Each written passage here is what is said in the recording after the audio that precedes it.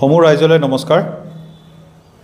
জোনাইৰ বিশিষ্ট সংগীত শিক্ষক তথা সংগীত শিল্পী অজয় ফুকন আজি বিগত কিছুদিনৰ পৰা তেখেতে বৃক্কৰ এটি দুৰাৰোগ্যৰ ৰোগত আক্ৰান্ত হৈ পেলাই অসমৰ বিভিন্ন জেগাত চিকিৎসাধীন হৈ আছিলে।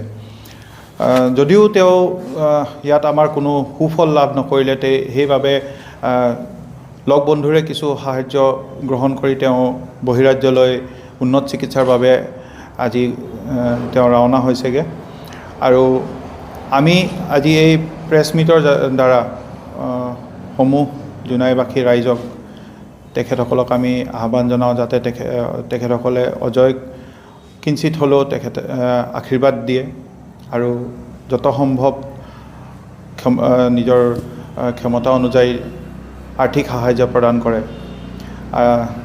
এয়ে আমি ৰাইজলৈ আহ্বান জনাইছোঁ। আৰ্থিক সাহায্য যিসকলে প্ৰদান কৰিব বিচাৰে একাউণ্ট নম্বৰটো মই কৈ দিছোঁ। একাউণ্ট হোল্ডাৰৰ নাম হ'ল Ajay Phukan.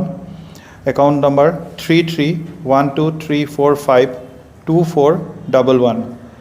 Bank state bank of India Jonai branch IFSC SBIN 000557। যোগাযোগ নম্বৰটো অজয় ফুকনৰ যোগাযোগ নম্বৰটো মই কৈ দিছোঁ। আৰু এইখিনিতে জনাব বিচাৰোঁ, তেখেতে যিহেতু বহিৰাজ্যত চিকিৎসাৰ কাৰণে গৈছে, আমি বিচাৰিম যে আমাৰ ইয়াত হয়তো পৰেশ পাংগিং বা মোক বা আমাৰ দেৱেন চেত্ৰী আছে, তেখেতসকলক যোগাযোগ কৰিব পাৰে। মই যোগাযোগ নম্বৰটো কৰিছোঁ। মোৰ যোগাযোগ নম্বৰটো হৈ গ'ল 8876658116। এইখিনিতে আমাৰ জোনাই মিচিং আৰ্টিষ্ট এছ'চিয়েশ্যন জোনাই জিলা সমিতিৰ সভাপতি আমাৰ পৰেশ পাংগিং ডাঙৰীয়া মোৰ লগত উপস্থিত আছে। তেখেতেও দুই এষাৰ বক্তব্য ৰাখিব বিচাৰিছে। আজি হঠাৎ আমি গম পোৱাৰ পিছত আমাৰ সংগীত শিল্পী এজন অতীতই আমাৰ মাজৰ এনেকুৱা এটা সমস্যাত খবৰ পাই আমি খুবেই আমি মৰ্মাহত হৈ আছোঁ আমি শিল্পী সমাজে। গতিকে এনে এটা বেমাৰৰ পৰা আমি কি উপায় পাম, এই হিচাপত আমি কেইবাজনো আমাৰ মিচিং হওক আমাৰ যিমান শিল্পী সমাজৰ মাজত অসমত আমি চাইছোঁ আৰু পাই আহিছোঁ জনসাধাৰণৰ মৰম চেনেহ। গতিকে আগে পিছে এনেকুৱা কৰিছোঁ। আমি লেখন কুম্বাং বৰ্তমান সুকলমে কি আছিলে এইটোত নাজানো দেই, কি আইলা দুংকু নাম নকম না সুস্বাস্থ্য।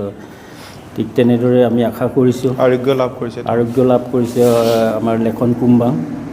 আৰু এনেকুৱাই আমি কেইবাজনো কৰিছিলোঁ। ঠিক আমি আমাৰ অজয় ফুকনৰ আমাৰ হঠাতে আমি এইখিনি খবৰ পাই আমি চবে আমি চিন্তাত পৰি আমি অহা দেওবাৰ 28 ডিচেম্বৰ আমি জনাই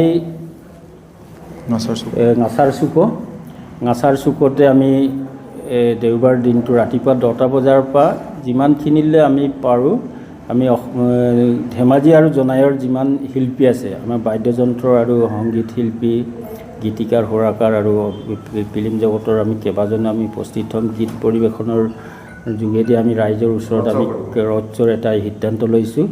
ৰাইজৰ মৰম চেনেহ আশীৰ্বাদ আমি যিখিনি দান বৰঙণি পায় এইখিনিক আমি যথেষ্ট, এইখিনি আমাৰ যথেষ্ট বুলি আমি শিল্পী সমাজে ৰাইজৰ অবিহনে আমাৰ শিল্পী সমাজ নহয়। ৰাইজৰ মৰম চেনেহ আমাক জীয়াই ৰাখিছে আৰু ভৱিষ্যতে ৰাখিব বুলি আমি এইখিনি কাৰ্যসূচী আমি হাতত লৈছোঁ।